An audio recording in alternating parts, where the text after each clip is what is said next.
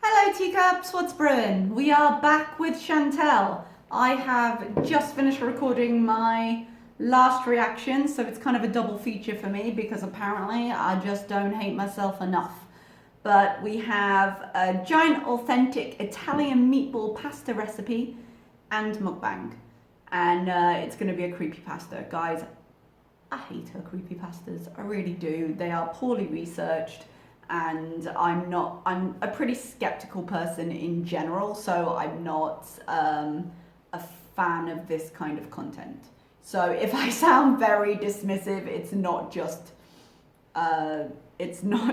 me being a bitch. I'm not into kind of the paranormal and horror and stuff. I will say, and I want to be fair to her, she does mukbangs and she is very interested in horror and paranormal stuff. So she finds it fun. So it makes sense for her to put these two things together, I suppose. And I do know that there is a legitimate subgenre of kind of mysteries and horror and things like that within the mukbang community that she is playing to here. So I realize that there are reasons to do it. However, in true Chantal fashion, she never researches these things. She never does anything to make them new or original. If you're going to tell a story, put your spin in it, put your perspective into it. And from my small experience of her creepypastas, of her Mystery Mondays, of her stories of these type, she doesn't really do that. And she did say a few videos ago when she was discussing them that she is lazy and she doesn't do her research and it's a lot of work for her, like she's got anything better going on. So I don't have high hopes for this, you guys, but we are here and we are doing it. And I do. Hello. Oh. Timbit coming soon. Oh, please don't let it be that horrible photo. And if he's coming soon, why would you take him out to put him back again? Maybe to have a better photo, who knows. But as you can hear, she's sped up and she will remain so as long as I can understand her. Please watch this video with a pen and paper. Please watch this video with a pen and paper if you would like to recreate the recipe, because she's too goddamn lazy to put it down in the details below. Hey guys, welcome back to another episode of Creepypasta. welcome. It's been a while since I've done this, but I've been craving homemade, authentic Italian meatballs and sauce, and I believe Italians, correct me if I'm wrong, fellow Italian viewers, they refer to this tomato sauce I'm going to make as gravy, or Sunday gravy. Speaking of Italians, I want to congratulate, huge congratulations to one of my loyal viewers, a friend, she's become a great friend over the years, Her loyal viewers. I'd like to congratulate one of my viewers that always tells me I'm pretty and I should eat more, I'm guessing. But she's congratulating and she's interacting with her audience, even if it's with a very carefully selected part of her audience, so, okay. Congratulations, she just had a baby boy. Congratulations on the new addition to your family. That's nice. I love That's you very nice. much. All right, so I wrote it all down here. Now I had a Italian stepgrandmother, and she used to make the best meatballs and sauce. So I'm gonna try to replicate her recipe myself, and I have tried in the past. I will say one tiny thing, because you guys, I'm not gonna enjoy this video. I will say one tiny thing of at least she's cooking something. At least she's cooking something instead of just being lazy, ordering food and eating it, which is exactly what she said she wouldn't do from now on. But here we go. I'm not close, but there's something in it. I can't quite put my finger on it. That just makes it taste so delicious. I really miss her meatballs. Alright, so I'm like that with my for mom's the sauce, stuff. we're going to start with the sauce because it needs to simmer for about 2 hours altogether with the meatballs. And I think this will need to simmer. We're going to simmer it while we cook the meatballs anyway, okay? So what you need is 1 medium diced yellow onion. Alright, 2 796. So you're going to need, I'm going to use half of this too, which is 3 ounces of tomato paste. I mean, my stepmother, my dad's wife, puts a little teaspoon of sugar to stop the bitterness of the canned tomatoes, so I'm guessing that's the reason. But it's just so disconcerting to see sugar with a savoury recipe, but I know it serves a purpose. Until it becomes a darker red color. So just spread it around the bottom of the pan and let it cook in oil for a few minutes. Now see how it's becoming a darker red, and it's also turning the... I am happy with her recipe stuff. At least she's cutting and just showing us the relevant stuff, because usually she's like, let me just slice this onion on camera for 20 minutes. The olive oil bread. Okay guys, I've added all the ingredients for the meatballs. So in this bowl here, we have half a pound each of ground pork and ground beef, 3/4 of a cup of breadcrumbs, 1/4 cup of parsley minced, half a cup of Reggiano cheese. I mean, it sounds nice, but if she's got, did she say half a pound of pork and beef? Like, doesn't she, every time she makes like meatloaf, and anytime she makes something with a very fatty mix of meat, she has a terrible stomach ache afterwards. Like, that with the cheese in the meatball, I don't feel like it's going to settle in her stomach very well. Hopefully I'm wrong, because it's never nice to feel sick after you've eaten, but she knows that. She does, every time she makes a meatloaf, she finds that out. So I'm not sure this is going to be good for her stomach. All right, so this made 6 pretty big sized meatballs. They cover the palm of your hand pretty much. Whoa. Guys, I have quite small hands, but that's huge. Is that normal? I know in traditional, I think I know, or am I making this up? In traditional Italian meatballs, you tend to just have one big meatball. But she's making 6 right here, and the palm of your hand is quite big, even when I've got quite small hands. I feel like that's really big, but like, she's the one with the Italian step-grandmother, and I don't know shit, so maybe I'm wrong.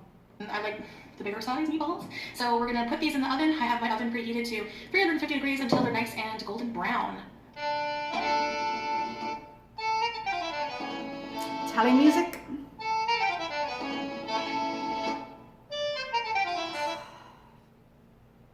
We were so close. I was just about to make a lovely comment about, oh, well, she's cut it and she's put some relevant music behind it. At least she's made some effort with the editing, and straight to Sam licking his balls.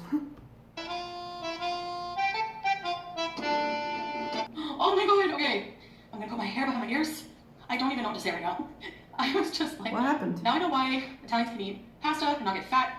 They're not lazy. They cook, they work hard to make their food. And I'm telling you, this has been like, honestly, and I think that's true. I think cooking your food is hugely important. That's why I was, even if she's making this, I'm happy that she cooked it, because I do think cooking your food is a habit that everyone should get into. I think if you're in a family, it has a massive effect on the social connections within your family and keeping on track with your children's lives and things like that. It sets up really good habits.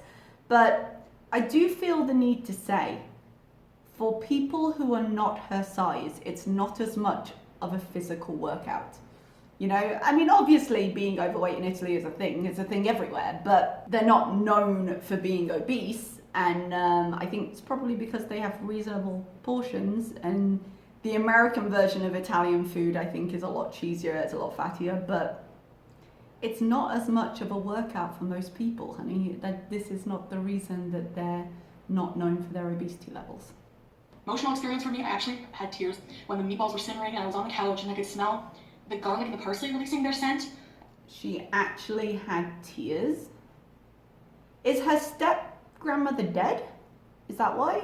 Was it just reminding her?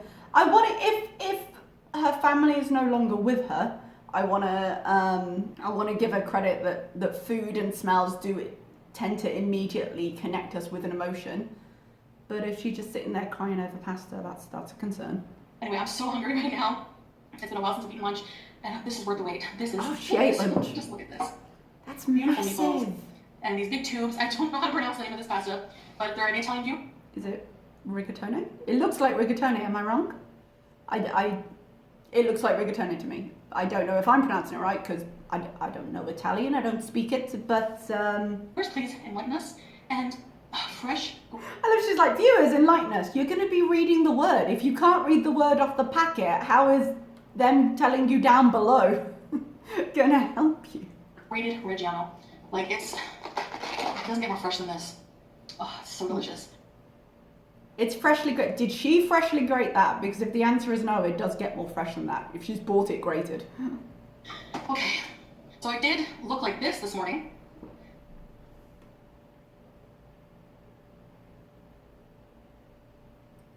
Put down my coffee. A note. You did not look like that this morning. You look like you look on video. Let me give you an example. When I did my makeup this morning, well, this afternoon, let's be real, in order to come on camera and talk to you guys, I looked like this. However, in the true light of the video, you can see what I looked like. What you look like on social media with the help of good lighting, angling the camera so it's a bit further up and so it's more flattering, and all other filters, is not what you actually look like. Who do you think you're catfishing here? The camera is on you now. You can see what I look like and you can see what she looks like. Yeah, like this? Yeah. So, okay, let's get a beauty bite for you guys with this tender. Oh my god, they're so tender. Oh my god, they're so tender. I'm gonna try each of them individually. Oh, they're so tender. Oh my god. She orgasming right now. They're so tender, they're so tender, they're so tender. I heard you the first time. You put enough shit in them. You put enough shit in them that I hope they are. A question about her table. She's sitting at her table now, so this is her new setup, I guess. How is this different from sitting at the island? Except for the fact that it looks like a slightly less flattering angle because her camera is obviously lower down. So how is this different from the island? And also, she showed the table in the middle of kind of that empty space. So she doesn't seem to have set it up. It's not like she's put a background up behind or she's got a set now, which was sort of the point of them getting the table, so that they wouldn't be little and large up and down on the island, and she could set up a filming area so she wasn't in the middle of the kitchen. So she hasn't really achieved that. Someone on Instagram actually asked her, this was mentioned in my previous comments, but I'd also seen it myself. They asked her, well, could you do a decorate? Because you remember I mentioned in my previous, I was like, why doesn't she show a before and after? Interestingly, she said, well, I don't really want to decorate when I don't think I'm going to be here that long. She's obviously under contract right now with her lease, but I think the stairs are getting to her right now. I really do. But I don't know where she thinks she's going to move to, because she needed a cheaper apartment. She needed an apartment at a manageable price. I'm not sure this is at a manageable price for her because she reinvests all the money she gets from her channel into food, and she's admitted to that. I'm not sure what subscriber count she was on when she said this, but she once said that she earns about $1,000 a month, but she spends it all on food, like from the channel. And with AdSense being down, I'm not sure how much she's earning now, but her subscriber count is up a little since then, I think. So she might be earning more, but it balances out. But she's paying more in rent now because she's actually paying it now, and I think BB paid it before, or at the very least they shared costs. So I'd imagine this is becoming an issue for her and she's going to have to rethink. But also, we saw her go up those stairs and I think she's sick of it. Now, they seem to be living a bit further. I think when she was looking for the apartment, people were looking into what she might be thinking about, and they were quite far away from Pete's work. I think Kiwi Farms did a bit of an investigation and that's what they considered. But Pete did say, I forgot his name then, Pete did say that he's going to be working from home permanently from now on. So they could move pretty much anyway. He has to go in for one meeting, so they can't be completely hours away. But he's going to be working from home now, so I wonder where they think they're going. Are they just looking for somewhere with less stairs because they both hate them, or are they going to be living separately? Is this not working out? It's an interesting idea. We'll look for clues in future videos. We don't have all the chairs put together yet, but the chairs putting together was her job. That's why it's not done. Two. That's all that matters. Beauty bite. I cannot even begin to tell you the flavor explosion. Nice review. I love the close-up of her shocked face. I'm such a culinary genius. I can't tell you the flavor. Well, then you're not really a foodie, are you? What's happening in my mouth? It's just try. I'm excited about this food. It's so amazing. Cheesy. Like, I posted on Instagram and I said, despite all the issues I've had with food, I'm actually also very passionate about food. She's passionate about food, but she can't describe it. Well, then what are you? You're passionate about the pasta and the cheese. And good food, making good food, and learning how to make good food. Okay. This is just like another level. Ooh, did you hear that sound? All right, let's try this pasta. These are huge thingies. She's a foodie and she's passionate about food, but she can't be bothered to learn and pronounce whatever the thingy is. These thingies are huge. It's delicious. I'm a foodie. That sauce, next level. Oh my god. It's got just a hint of the sweet from the natural sweetness from the tomatoes. Sorry. Please tell me she's not going to eat that whole thing. Because like I said, I thought the point of the meatballs being huge is that you had one.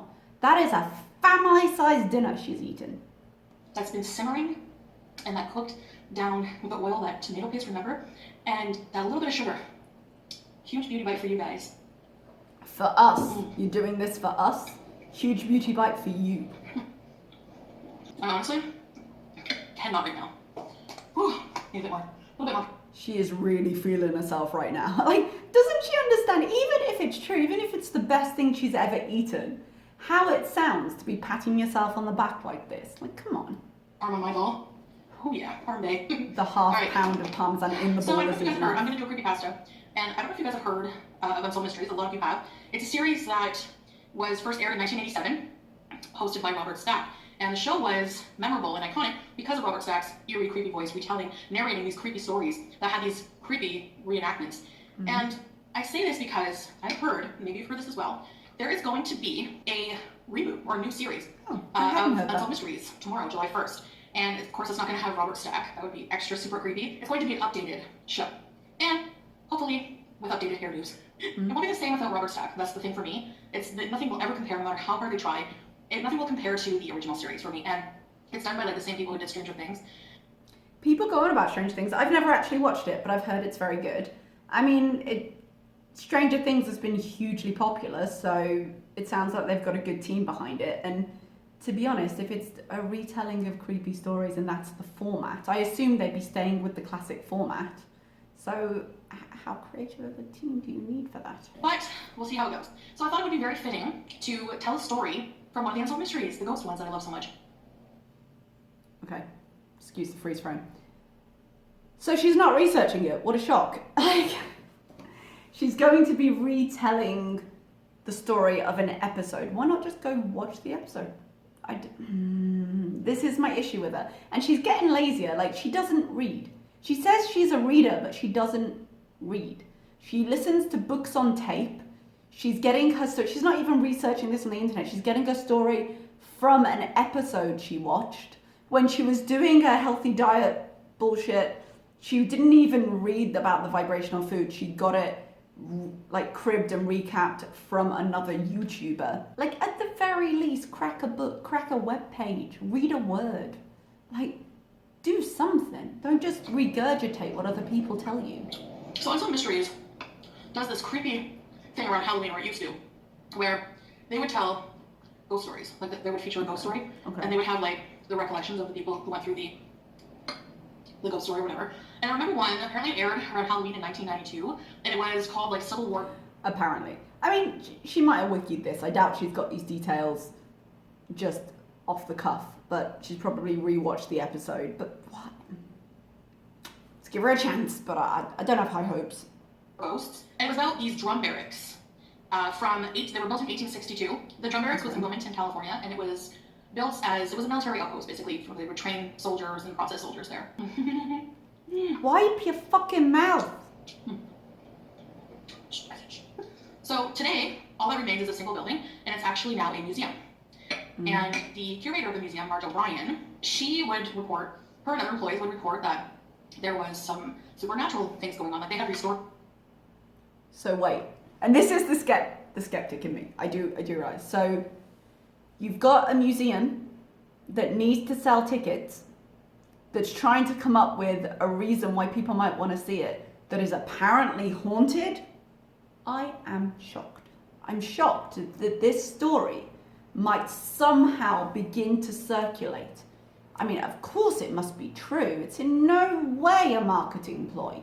This building is haunted. This building, and built a museum out of it. And a lot of the people who were in charge of restoring the building and doing tours, they reported a lot of paranormal activity. Of course they were. And things like, when she would come in the morning, like the night before, they would turn everything off, the lights off, lock the doors, and when she would come in at 8 in the morning, a light would be on in the parlor, for example. Or sometimes she would be sitting at her desk doing paperwork, and something slight would catch her attention, like a tap on the window, something like that. Probably the ghost being like, hey, I'm here, you know, kind of thing. Probably the ghost. Probably. Most probable explanation. And she said, like, I looked away for a second. She's got that hanging there. Guys, this is my problem. I know she does deliberately messy eat because that's a mukbang. But if you're going to go in for the feeders, get an OnlyFans and fucking go for it. Alright? Because this hanging there, you know it's there. It's too big to ignore. And it's just disgusting. It genuinely, and she excuses it as being a mug, and she just likes to have it rolling down her face. I realise that watching people eat is not a sexual thing for me, so maybe I'm just missing the point. But ugh. When she would get that feeling, when she would go into the parlor room, and use a napkin, the lights would be on, or the window shades would be drawn up. I mean, after a few times, maybe you get the hint. The ghosts don't want to be in the dark, you know? Like, maybe they're trying to do something that requires light, I don't know. We really don't know shit about the afterlife, so, you know? There's also some reporting, some creepy things going on in the gun room upstairs. So one tour guide reported that this would often happen to her. After a tour, it was the rule that they would pull down, they were like kind of like draw shades, pull the shades down over the window, turn off the lights and lock the door. Well, this tour guide would leave the building, she would look up at the window, and the blinds would be slowly going back up. And she said that it looked as though somebody was like slowly lifting them up, not just go up quickly if there was some kind of defect with the blind, you know? I mean, there are people who believe in this stuff, so I'm sure there are people who saw something and interpreted it in that way. But I'm very, very skeptical about this. Now I remember this part. I've watched these episodes so many times, so I can just tell you about them. Not research, I just remembered. There was a guy, Fred Durant. Not research. Why would I do that? Exterminator, who often worked at the drum barracks. So it's pretty much like they have a bug problem and a ghost problem. Double whammy. Sucks for them. Anyway, so he was working under the sink in the kitchen. He apparently was very skeptical. He never believed in ghosts or anything like that. I remember him saying, like, to him, a ghost was like Casper the Ghost. If you're getting to be on a TV show about it, if it's getting you attention, if you're earning money from the idea that this might be true, I think there's a much simpler explanation involved here. We all die, and then we look like Casper. Although, sometimes you hear of, like... More cheese! She's got a pile of cheese on the other meatball. There's cheese in the meatball. Calm it down, love. Reports of, like, witnesses reporting that they've seen these, like, white apparitions. White You're blob not apparitions. oh, okay. So that could be Casper-esque, I guess. Anyway. So apparently he was working under the sink, and then all of a sudden he heard, like, a voice that was like, could I have some water? And it's like... That's a cat voice. Was she there? there? Like, if you're thirsty in the afterlife, that really sucks. You know, like... That's her running worry. away from these, like, carnal needs. These, like, needs that humans have to keep up with that are super annoying. That's why I hated playing Sims. Because it's like, you're gonna make me eat, drink, and all this other crap, and it's like, I do that in real life. I need to escape it, you know? I find it kind of interesting from a psychological point of view that that's what she chose to focus on in this story. Like, do you ever think, like, one of the reasons that she's so invested in the idea of there being an afterlife, that if she fucks this one up this badly, maybe she can have another chance somewhere? And again, being preoccupied with the idea of, wow, that sucks that you'd still be thirsty, or that she might still be hungry in the afterlife, when it's, again, this possibility of some kind of future.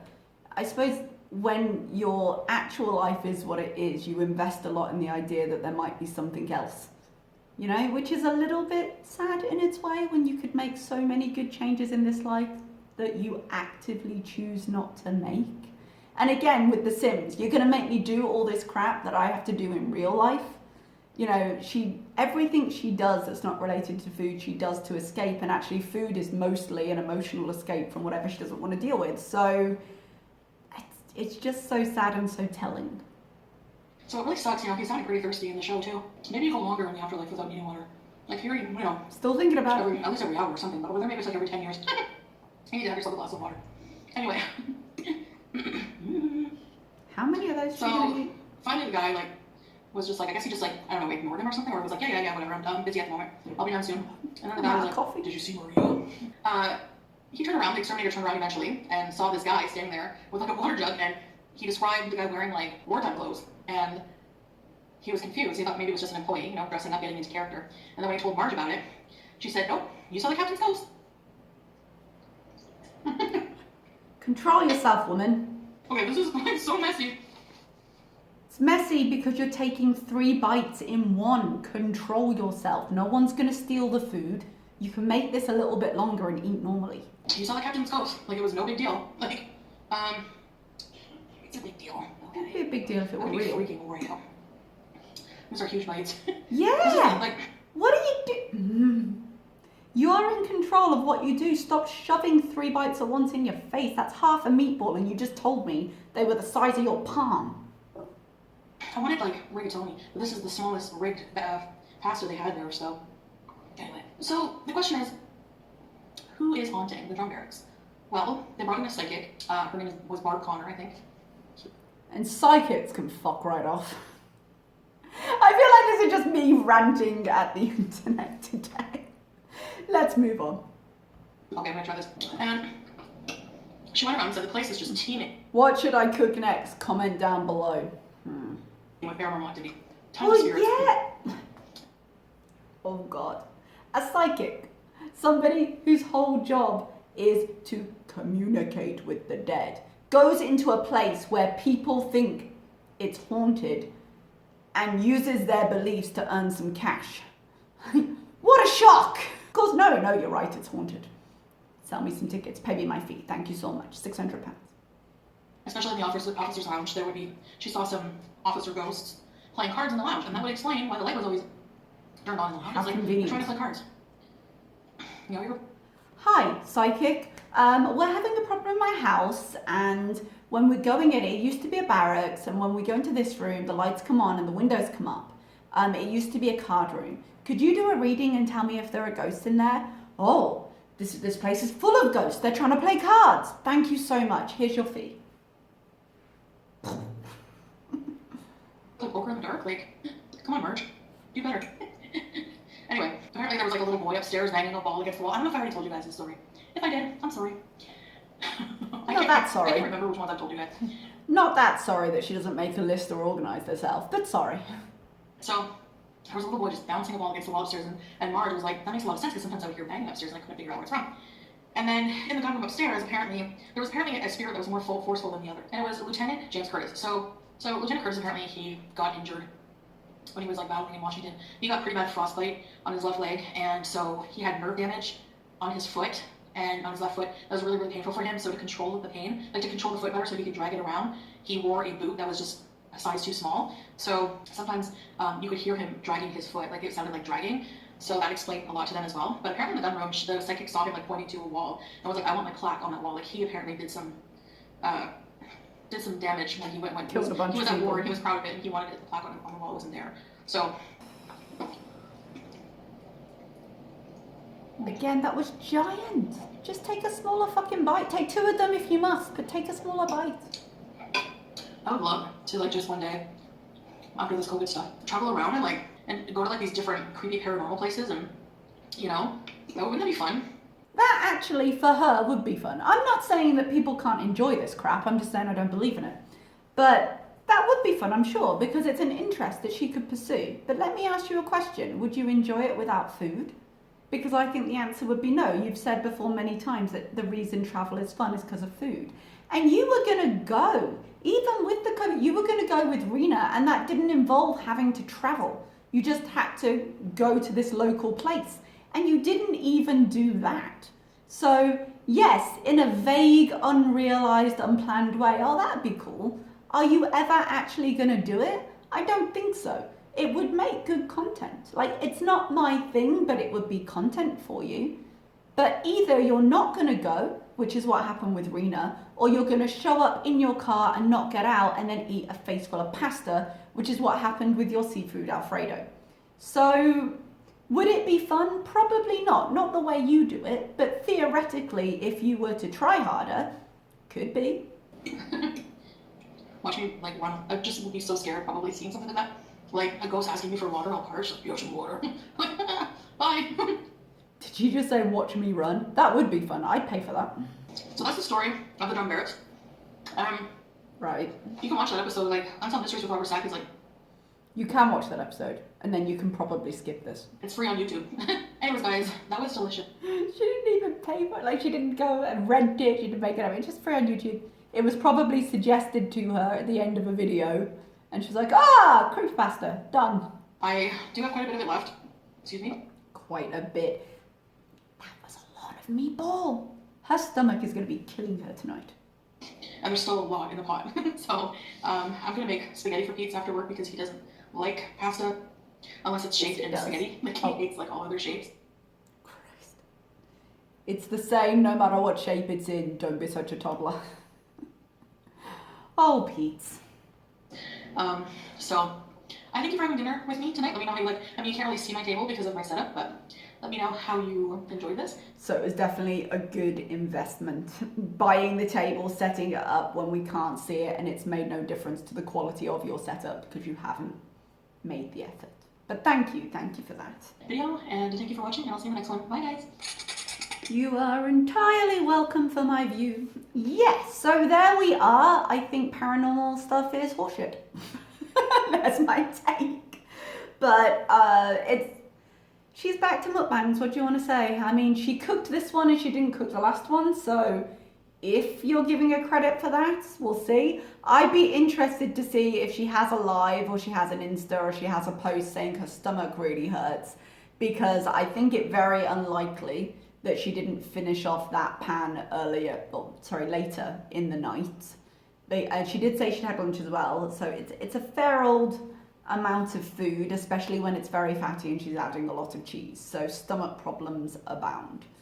Other than that, I've said pretty much everything I have to say. We'll see how this goes. I would prefer, if she's going to have to, no one has to do mukbangs, but if she's going to choose to do mukbangs, I would prefer she cook them. And she did try and do a little bit of editing at the beginning, which was at least some effort, because she's making at least some effort. I think we're going to see a lot more kind of bought food in the future, because that was a thing. Like this, the bar is lowering with every video in terms of what she planned to do. I don't know why she bothered asking for ideas of what she should cook next, because clearly she doesn't listen to feedback. When she put up that poll, she didn't do it. So if you're going to do what you want, stop bothering us with the question and do what you want. Use the mediocre of effort to think of your own idea instead of being like, give me your input, but don't give me your input. So that's everything I have to say. Thank you so much for watching Teacups. Like and subscribe if you would like to see more of my content, and I will see you next time. Bye-bye.